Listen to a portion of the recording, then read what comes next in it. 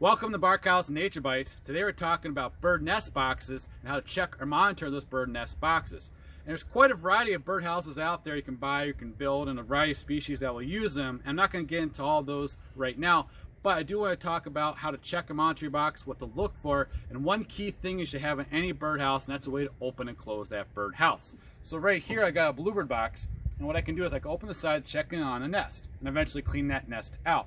And I don't care if it opens from the top down, the bottom up, or if you open up the roof. Some bird boxes will have both.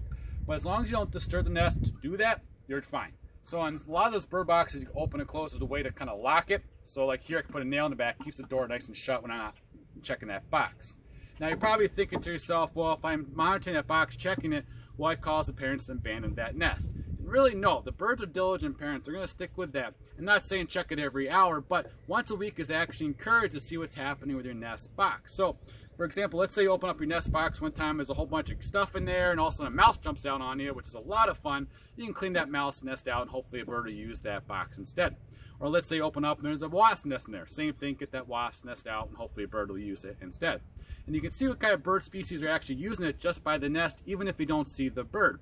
So let's say you open up your nest box and there's a really nice, neat nest. It's got a depression right dead center. It's just grasses, no trash, no feathers. That's a bluebird box. Great. If you open up that nest box and there's some grasses like a bluebird, but there's a depression in the corner of that nest box and a whole bunch of feathers, that's a tree swallow. Also great. Pretty cool little bird. Let's say you open up that nest box and there's a whole bunch of moss. It's right in the bottom of it. It doesn't really fill up. It's right in the bottom and a bunch of animal hair. That's a chickadee nest. Very cool.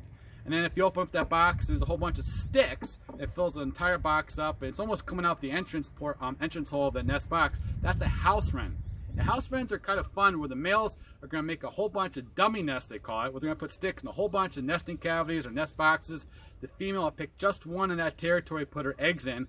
Those other nests they put all the sticks in won't get used. So that's why it's important to check your birdhouse, because if you open it up and you see sticks in there and they've been there for a couple of weeks but no eggs, you probably pull those sticks out and then some other bird might use it.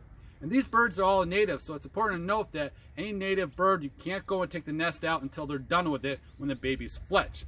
Except for this one. Now, house sparrows are not native, and a house sparrow nest, when you open that box up, it'll be full of garbage, right filled to the top of grasses and string, bits of garbage, all sorts of stuff. Just looks like a mess. That's a house sparrow. They're not native. They actually cause a lot of problem for these native songbirds. So if you see that nest right away, pull that out, and hopefully a native songbird will use it instead.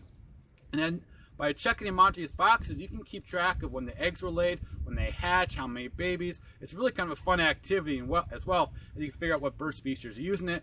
And when the babies fledge, when they leave the nest box, you can go and clean the old nest out, and maybe that same couple, bird couple will use that same nest box for another brood, another nest, so they'll have a couple in a year. Maybe a different bird uses it. So one nest box, you can have several different birds use that throughout the year. And again, that's why it's important to monitor your nest box, get that old nest out. And at the end of the year, right around fall, give it one last clean out, and they can leave it out there. Birds will actually sleep in it overnight in the winter months as like a roosting box. So a lot of cool things again with these bird nest boxes. It's really important to monitor and check your boxes. It's really kind of a fun activity. So if you have any questions, definitely reach out to us. Hope you enjoy this episode of Barkhausen Nature Bites.